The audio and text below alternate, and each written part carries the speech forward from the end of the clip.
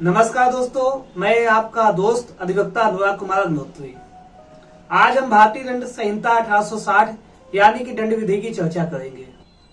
आज हम भारतीय दंड संहिता 1860 यानी कि आईपीसी की धारा 11 से लेकर 17 तक के विषय में चर्चा करेंगे। बात करते हैं भारतीय दंड संहिता 1860 की धारा 11 के विषय में। आईपीसी की धारा 11 व्यक्ति के विषय में बताती है और बताती है कि यदि कोई कंपनी, कोई संगम यानी कि एसोसिएशन, व्यक्ति निकाय यानी कि बॉडी ऑफ पर्संस, चाहे वह निगमित हो अन्यथा ना हो, वह व्यक्ति की परिभाषा में आती है।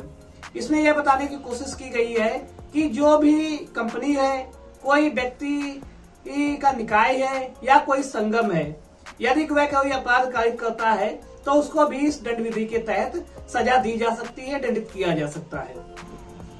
बात करते हैं दंड संहिता 1860 की धारा 12 के विषय में। धारा 12 लोक यानी कि पब्लिक के विषय में बताती है। धारा 12 में यह बताया गया है कि कोई वर्ग या कोई समुदाय पब्लिक यानी कि लोक के अंतर्गत आएगा। यहाँ पर दो शब्दों का प्रयोग किया गया है, वर्ग और समुदाय।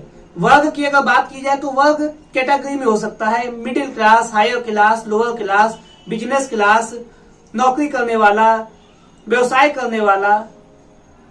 यदि समुदाय की बात किया जाए तो समुदाय जैसे भारतीय समुदाय में सभी प्रकार के क्लास यानी कि वर्ग आ सकते हैं, जैसे नौकरी करने वाला, सरकारी नौकरी करने वाला, व्यवसाय करने वाला, यह सभी लोग यानी कि पब्लिक की परिभाषा में आ सकते हैं। यहाँ पर धारा 12 में सीधे तौर पर यह नहीं बताया गया है कि पब्लिक की क्या है, पब्लिक की परिभाषा क्या है। यहाँ पर वर्ग और समुदाय के माध्यम से समझाने की कोशिश की गई है कि एक व्यक्तियों का समूह या लोगों की भीड़, उन्हें पब्लिक माना जाता है। बात करते हैं भारतीय दंड संहिता 1860 की धारा 13 के विषय में। धारा 13 में क्वीन के विषय में बताया गया था। यहाँ पर बताया गया था इसलिए बोला गया क्योंकि इस धारा को रिपीलेड यानी निरसित कर दिया गया है। बात करते हैं भारतीय दंड संहिता 1860 की धारा 14 के विषय में।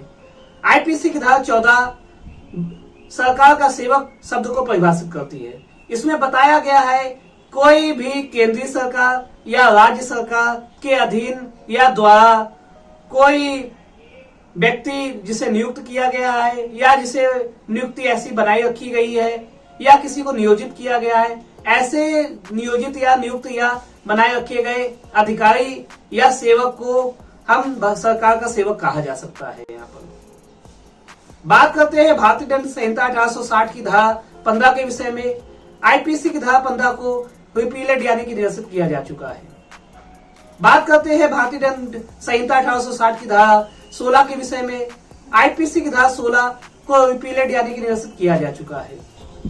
बात करते हैं भारतीय दंड संहिता 1860 की धारा 17 के विषय में। आईपीसी की धारा 17 के अंतर्गत सरकार शब्द को के विषय में बताया गया है, के विषय में चर्चा की गई है। यहाँ पर यह बताया गया है कि कोई केंद्र की सरकार या कोई राज्य की सरकार, उसे सरकार के अंतर्गत माना जाएगा। यहाँ पर आपको बताते चले कि केंद्र की सरकार सांसद के माध्यम से चुनी जाती है और इनकी सभाएं संसद में होती है। राज्य की सरकार विधायकों के माध्यम से चुनी जाती है, इनकी सभाएं विधानसभाओं में होती है। प्रत्येक राज्यों में अपनी एक विधानसभा होती है, उनकी एक सरकार होती है। यदि दोस्तों आपको यह वीडियो अच्छा लगा है तो इस वीडियो को लाइक कीजिए, मेरे चैनल को सब्सक्राइब कीजिए और बेल आइकन में प्रेस कीजिए, जिससे मैं आगे की वीडियो की नोटिफिकेशन आप तक आसानी तक पहुंचा सकूं। यदि आपको कोई दुविधा है, कोई स्पष्टीकरण चाहिए तो आप मेरे कमेंट बॉक्स में इस वीडियो के कमेंट कर सकते हैं। बहुत बहुत धन्यवाद। जय हिंद।